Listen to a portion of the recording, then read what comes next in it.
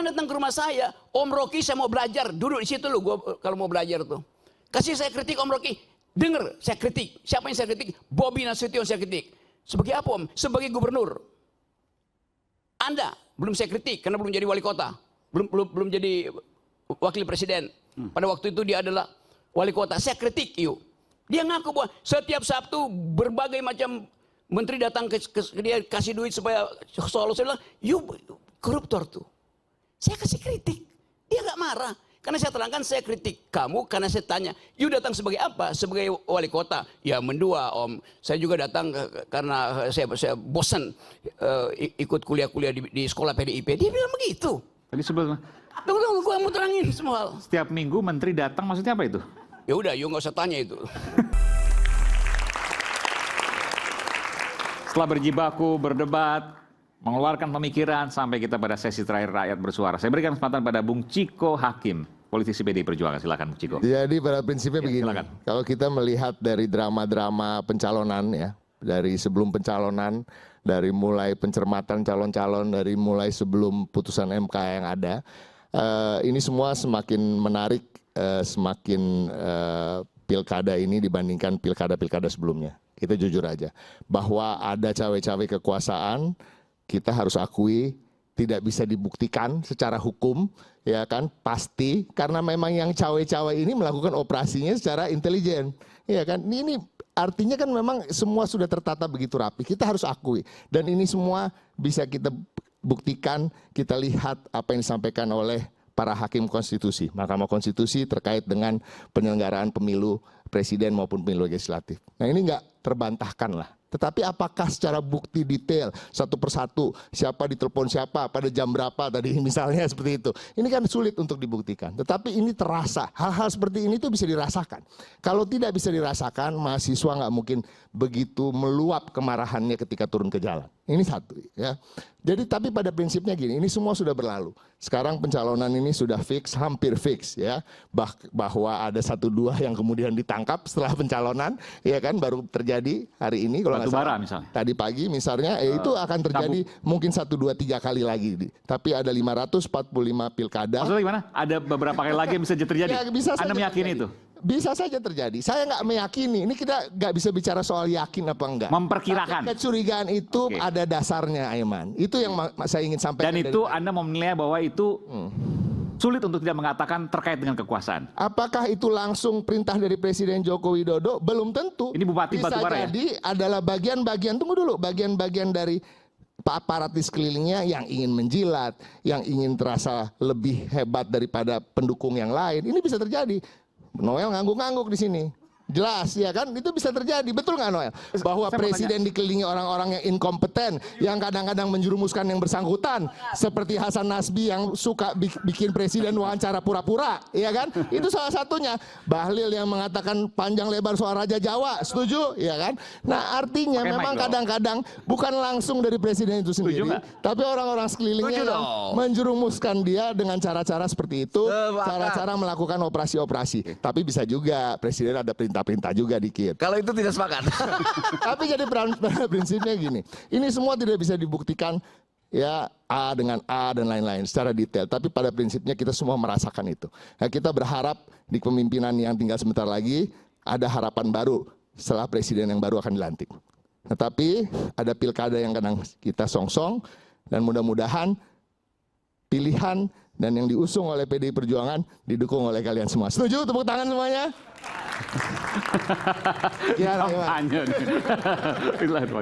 Oke, silakan Bung Noel. Terima kasih buat sahabat saya. Oke. Yang tadi marah-marah dia. Tadi setuju terus saya gimana tuh? Jadi apa yang setuju? Enggak jelasin, enggak semuanya dengar lengkap soalnya. Apa yang setuju, apa yang tidak setuju? Yang setuju bahwa apa yang disampaikan Ciko itu betul. Yang mana yang betul? Banyak Kan nggak semua orang-orang dengar. hari ini mendadak merasa paling hebat, mencari muka di mata presiden, kemudian coba ingin menjerumuskan presiden, itu fakta. Dan saya katakan itu benar. Karena saya melihat dan merasakan langsung, karena saya bagian dari lingkaran itu. Persis apa yang Bung Silver rasakan juga, bahwa presiden tidak punya kepentingan terhadap proses pilkada. Karena dia bukan partai penguasa hari ini. Tapi orang-orang sekelilingnya yang mungkin saja berbuat demikian sehingga apa yang kita lihat hari ini menyimpulkan bahwa ini jangan-jangan kekuasaan. Kekuasaan itu belum tentu Pak Jokowi yang Loh, iya mengatakan dong, itu. rezim Tapi orang-orang sekelilingnya ingin menjilat. Sekelilingnya, benar, ingin menjilat. Udah pasti. Kalau itu dari pertama ketika saya mendukung Jokowi, saya selalu mengingatkan Pak Jokowi, ingat sekeliling Bapak itu banyak serigala politik berbulu domba. Bung Aiman ngerasain hal itu. Bahkan Bung Aiman sering wawancara saya soal sekeliling bandit-bandit lingkaran Jokowi. Bandit-bandit. Ingat, pernyataan saya tidak pernah lemah lembut terhadap kekuasaan. Bandit-bandit di sekeliling Jokowi. Yang maling bansos, yang mencuri soal PCR, kemudian banyak lagi yang membajak pangan, harga pangan tinggi, mafia pupuk, dan banyak sekali. Dan itu ada di lingkaran Jokowi. Dan alhamdulillah, Jokowi melakukan tindakan hukum. Hari ini banyak mereka ditangkap. Dan itu fakta juga Bung Aiman. Artinya sekali lagi saya sampaikan terkait pilkada Pak Jokowi tidak punya kepentingan. Dan sudah terkonfirmasi tadi apa yang disampaikan Bung Ciko dan juga terkonfirmasi disampaikan oleh kawan-kawan dari PKS. Bahwa itu bukan keinginan PKS. Bahwa itu juga bukan keinginan Pak Jokowi. Dan itu juga bukan keinginan oleh PDIP. Secara ideologi tidak ketemu. Gitu. Jadi kalaupun ada perbedaan pandangan, ya biarkan. Itulah prinsip dari demokrasi yang hari ini harus kita nikmati bersama. Kemudian ada perbedaan, biarkan. Kita harus dewasa dalam perbedaan. Nggak bisa kita samaratakan. Kita punya sejarah kelam terhadap Orde Baru. Dan kita tidak mau mengulangi sejarah itu lagi. Kita berharap gerakan mahasiswa tetap timbul dan alhamdulillah kemarin gerakan mahasiswa luar biasa. Kita harus mengapresiasi gerakan mahasiswa. Terima kasih. Hidup mahasiswa! Oke.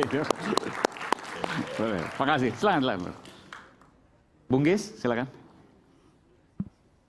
Saya pendek aja ya.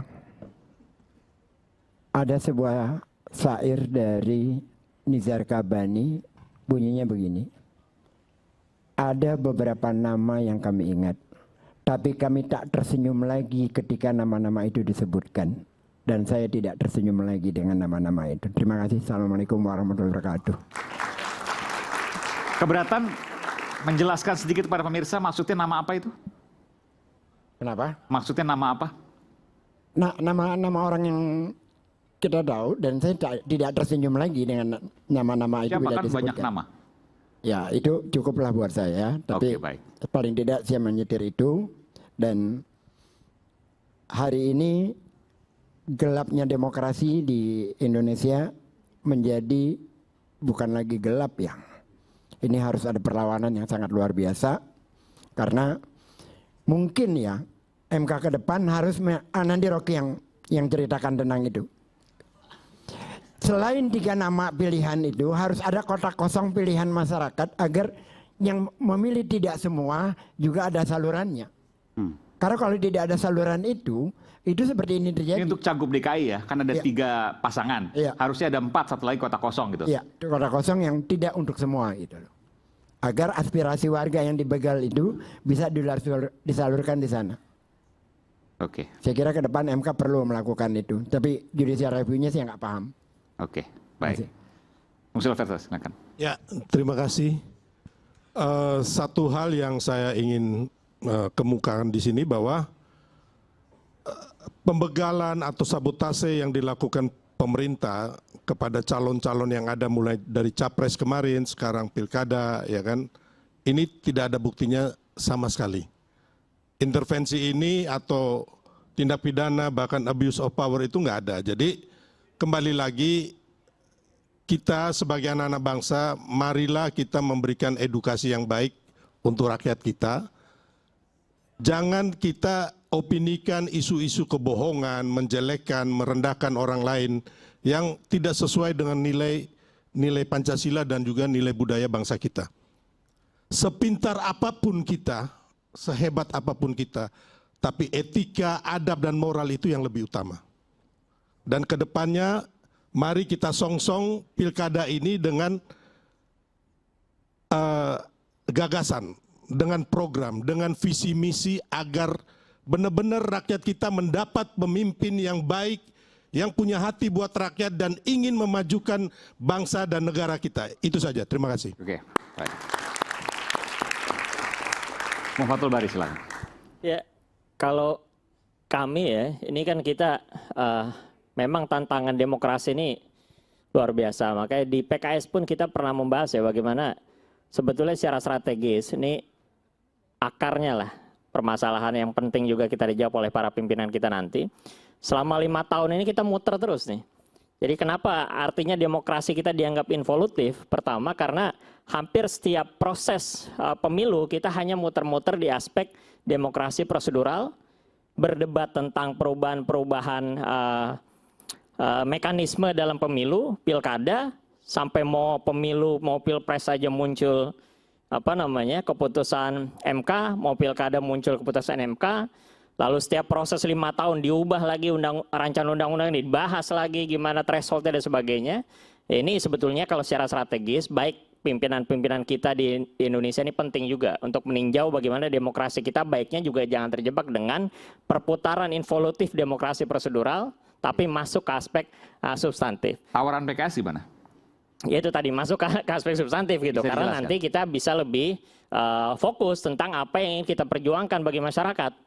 Jadi tidak terjebak dengan demokrasi prosedural, perubahan sistem dan lain-lain, yang akhirnya juga muncul opini, perspektif, dugaan, dan bisa jadi benar gitu tentang hal-hal yang tadi disebutkan.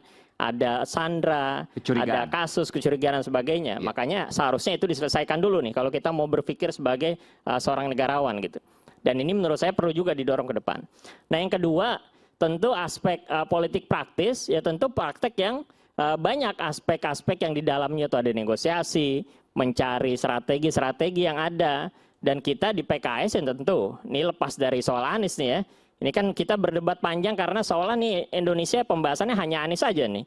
Padahal di luar itu banyak sekali. Dan bahkan banyak juga yang memposisikan seolah ketika kita berbeda tentang konteks A, konteks B, lalu kita seolah melawan kehendak rakyat misalnya. Jangan juga diposisikan seperti itu. Kita ini kan berpolitik secara baik, juga secara punya orientasi kebaikan. Semua calon ini semua berpikir untuk bagaimana memberikan yang terbaik untuk masyarakat. Tinggal nanti publik mengawasi hal-hal yang mungkin selama ini kurang baik. 10 tahun kemarin mungkin banyak evaluasi, dievaluasi. Proses-proses pembuatan rancangan undang-undang yang tidak partisipatif, kurang bisa melibatkan publik, dan akhirnya ditentang pun juga kurang didengarkan. Ini perlu jadi tinjauan kita. Ini perlu jadi cerminan buat kita semua bahwa semua proses dalam demokrasi kita jangan sampai berjalan di tempat, demokrasi kita jangan sampai involutif, tapi fokuskan kepada substansi untuk kerja-kerja yang baik pada masyarakat. Oke, baik. Bung Rocky terakhir silakan. Oke, terima kasih. Dari akal dulu ya. Yang kita bicarakan sekarang bukan soal politik, tetapi cara berpikir politis itu soalnya tuh. Kalau soal politik kita tahu bahwa dari awal saya menginginkan 0% threshold itu. 0%. Pada Anies saya pernah bilang tuh, ngapain lu minta gue dukung lu? Lu dukung dulu 0% itu. Ini terjadi karena berebut 20%.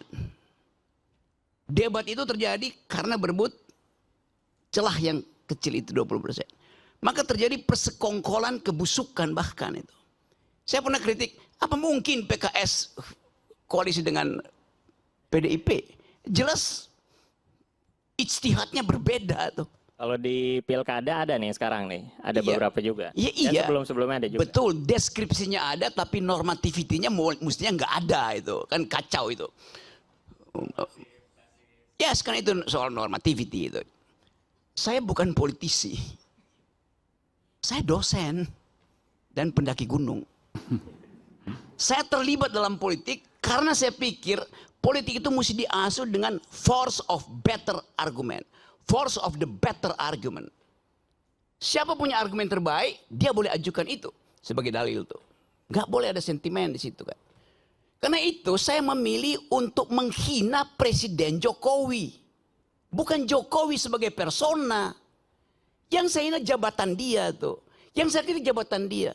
Rocky Gerung menghina presiden. Loh presiden bukan orang, presiden itu fungsi, jabatan. Presiden ada martabat. Presiden tidak punya martabat. Presiden itu disebut bermartabat ketika dia menjalankan fungsi sebagai raja. Karena tubuh publiknya menyatu dengan tubuh privat. Martabat itu hanya ada pada orang berikan, itu disebut human dignity. Dignitasnya pada manusia. Itu satu frasa. Human dignity. Saya menghargai manusianya, bukan jabatannya. Itu yang mesti jelas di kita tuh. Karena itu saya heran, kenapa kalau saya memaki-maki presiden, saya diomelin. Kenapa orang yang memuji-muji presiden tidak diomelin? Kan dua-duanya deskripsi.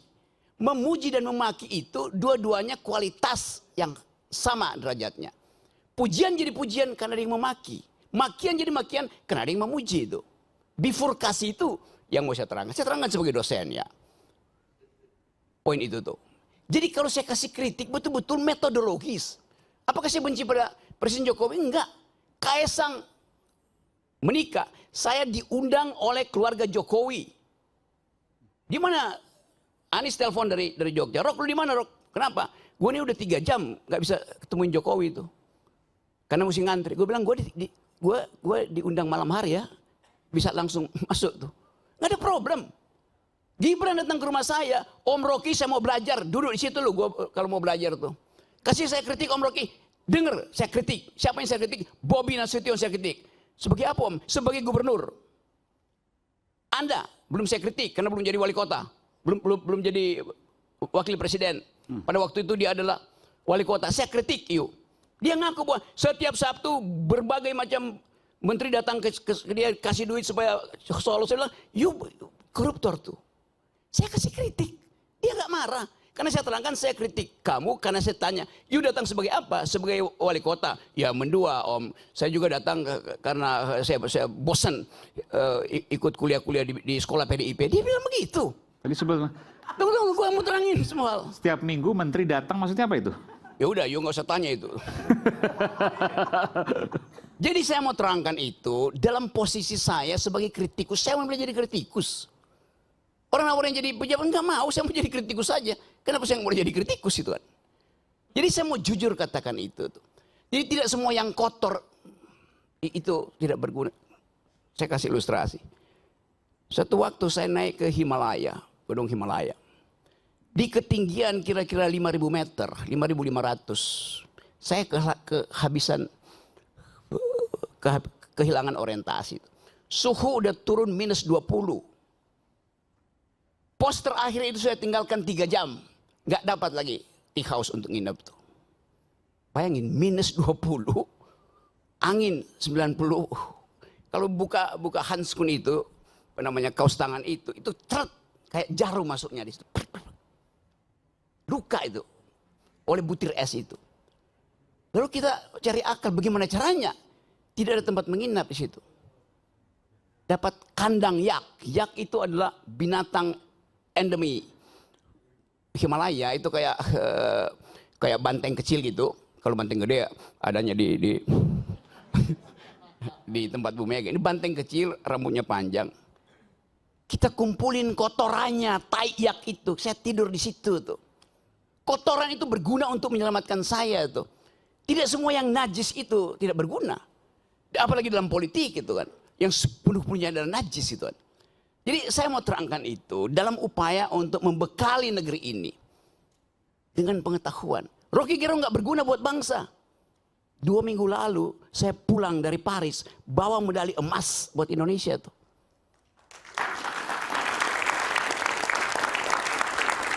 Apa dibiayai oleh negara? Tidak ada dibiayai oleh negara. Kita cari uang sendiri itu.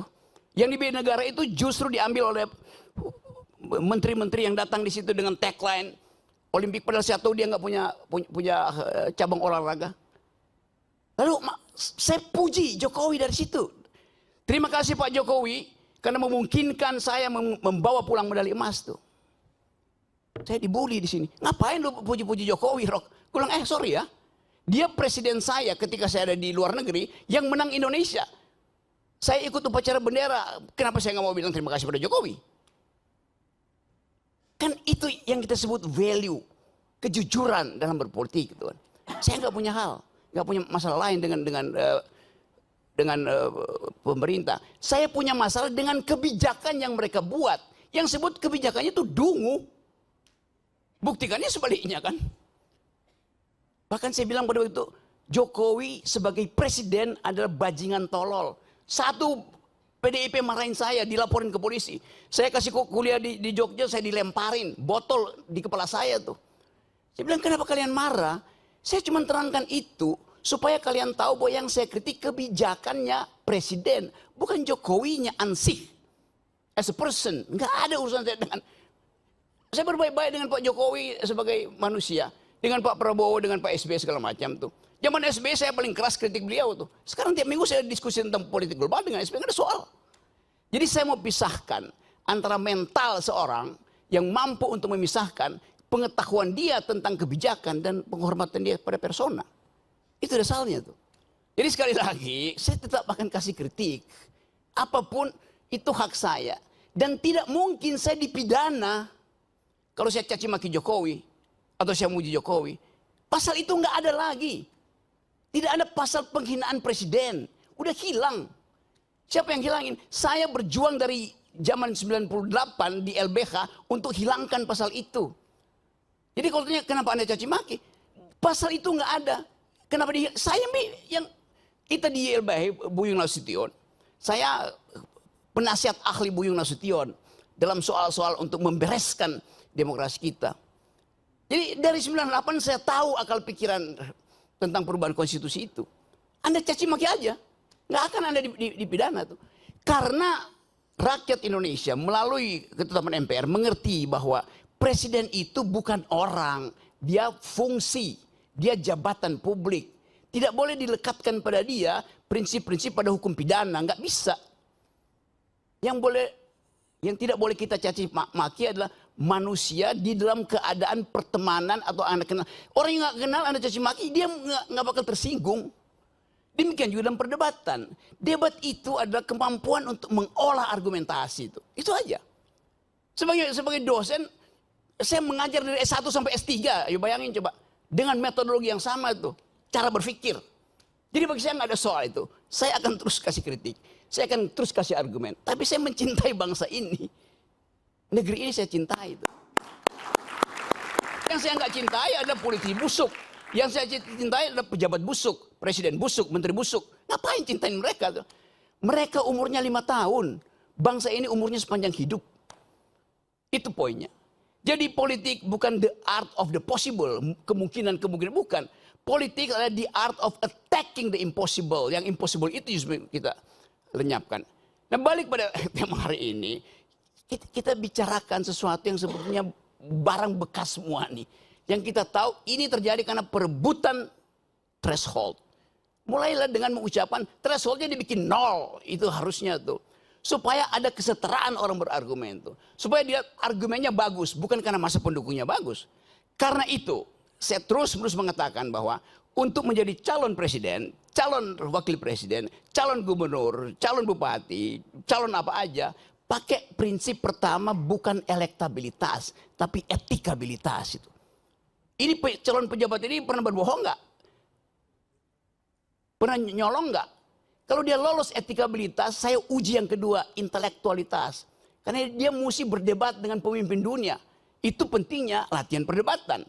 Dasar perdebatan adalah konstruksi berpikir. Dasar perdebatan adalah kemampuan untuk mengolah pikiran, bukan sekedar untuk retorika, tapi dengan logika tuh. Jadi kalau seseorang pemimpin, pilkada misalnya, dia lolos etikabilitas, oke, bagus, moralnya bagus, tunggu dulu, belum selesai. Apakah dia mampu untuk mengunyah konsep, ilmu pengetahuan, sejarah, etc. Jadi loloskan dia secara etikabilitas, loloskan dia secara intelektualitas, baru dia kita izinkan diuji elektabilitasnya. Begitu logikanya tuh. Bukan elektabilitasnya diuji duluan. Elektabilitasnya bisa disogok ke lembaga-lembaga survei kok. Nah saya ingin didik bangsa ini sebagai seorang yang memilih profesi dosen, guru, supaya jujur dalam berargumentasi. Assalamualaikum warahmatullahi wabarakatuh. Waalaikumsalam warahmatullahi wabarakatuh. Oke, luar biasa. Dan pilkada menuju waktu pencoblosan Rabu 27 November 2024, dugaan politik sandra menjadi bagian dari perjalanan pilkada, di mana kekuasaan disebut-sebut berada di baliknya. Esok janji-janji politik terdengar nyaring, reklame, baliho, calon kepala daerah mengisi ruang warga. Kotak kosong pun tersebar di puluhan daerah. Pilkada serentak adalah sebuah perjalanan baru di mana prosesnya akan tercatat dan janjinya akan dilihat menjadi bagian sejarah bangsa bagi anak dan cucu kelak. Saya Aiman Wicaksono, sampai berjumpa di Rakyat Bersuara berikutnya.